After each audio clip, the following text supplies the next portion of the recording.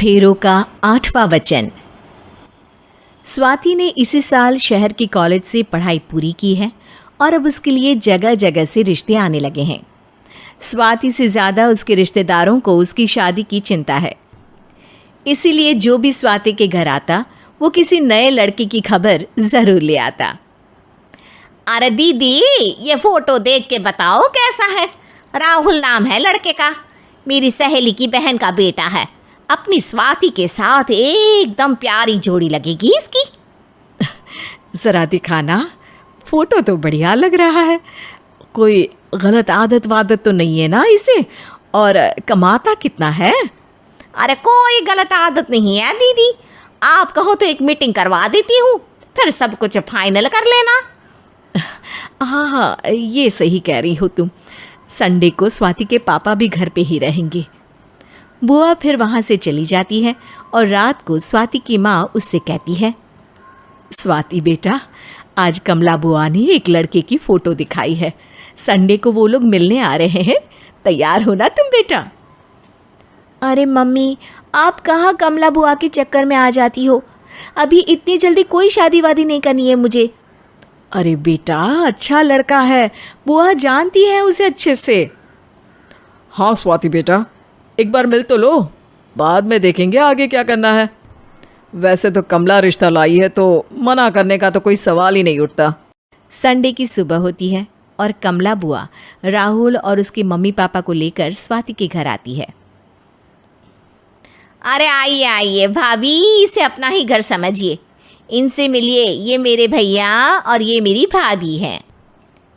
नमस्ते भाभी जी, ये है हमारा लड़का राहुल, सरकारी नौकरी की तैयारी कर रहा है ये। वैसे आपकी बेटी कहाँ है?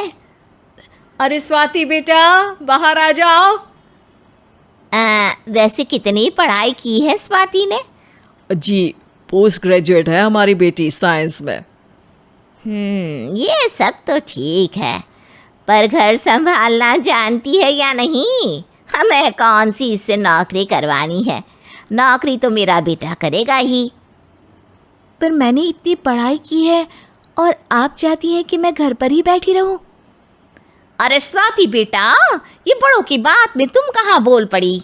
हम सब देख लेंगे क्या करना है क्या नहीं। हम तो इसी बात पर विश्वास करते हैं कि घर के लड़कियां घर में ही रहे तो ज़्यादा अच्छा रहता है। वरना भाई साहब, आप तो आजकल के हाल जानते ही हैं, कितनी घटनाएं होने लगी हैं औरतों के खिलाफ। स्वाति बेटा, रसोई का काम तो पूरा जानती हो ना? शादी के बाद तुम्हें ही संभालना है वो सब। अरे बहुत अच्छा खाना बनाती है ये, आप सब लोग इसकी तारीफ करते नहीं थकेंगे। लो भाई, हो गई मीटिंग, अब शादी की तारीख फाइनल कर लेते हैं, क्यों भैया? भाई, हम तो पंडित जी से चर्चा करने के बाद ही तारीख फाइनल करेंगे। सालों से हम उनकी बातें मानते हुए आ रहे हैं। लड़के वाले और कमला बुआ की बातें सुनकर स्वाति एकदम नाराज़ हो जाती है और उसे लगने लगता है कि शादी के बाद उसे घर पर ही बैठना पड़ेगा। लेकिन घर वालों के आगे उसकी एक नहीं चलती और उसे शादी के लिए हाँ कहना पड़ता है। शादी का दिन आ जाता है और सब मंडप में जमा होते हैं। अब फेरों का समय हो गया है, अब कन्या अपने वर से 7 वचन मांगेगी। आप किसी धार्मिक आयोजन में जाएं तो मुझे भी ले जाएंगे। आप मेरे माता पिता का भी बराबरी से सम्मान करेंगे, हमेशा मेरा साथ निभाएंगे। आपको दोनों परिवार की जिम्मेदारियां बखूबी निभानी होगी। हर ज़रूरी बात में मेरी भी राय लेंगे। आप सभी गलत आदतों से दूर रहेंगे। आप मेरे अलावा किसी और औरत से कोई गलत संबंध नहीं बांधेंगे। ये 7 वचन पूरे हुए, वर क्या तुम्हें ये सारे वचन मंजूर है? जी हाँ पंडित जी, मैं सारे वचन अच्छी तरीके से निभाऊंगा।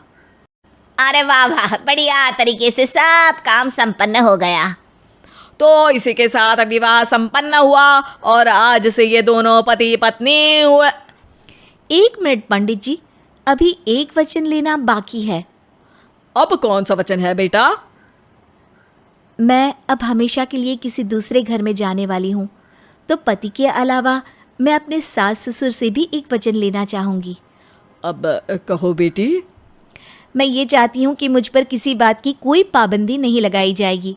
मुझे सब कुछ करने की आज़ादी होगी और मैं भी विश्वास दिलाती हूँ कि मैं एक अच्छी बहू बन के दिखाऊंगी। स्वाति की बात सुनकर उसके सास ससुर एकदम चौंक जाते हैं और कुछ बोल नहीं पाते कि उतने में कमला बुआ बोल पड़ती है। अरे बेटा, ये भी कोई कहने की बात है? रानी बन के रहोगी तुम तो। वचन देने से पहले सोच लीजिए, क्योंकि शास्त्रों में वचन ना निभाने वालों के लिए नरक से भी बदतर सजा लिखी है। स्वाति की चालाकी से वहाँ मौजूद सब लोग प्रभावित हो जाते हैं और लोगों में बदनामी ना हो जाए, इस कारण स्वाति के सास ससुर को उसे वचन देना पड़ता है। और कैसी अपशकुन वाली बातें कर रहे हैं आप पंडित जी? हमें मंजूर है बेटा तुम्हारी शर्त। स्वाति अपनी समझदारी से अपनी बात अपने ससुराल वालों से मनवा लेती है और खुशी खुशी राहुल से शादी कर लेती है। अब से हर शादी में मैं खुद 8 वचन दिलवाऊंगा। ओम मंगलम मंगलम मंगलम।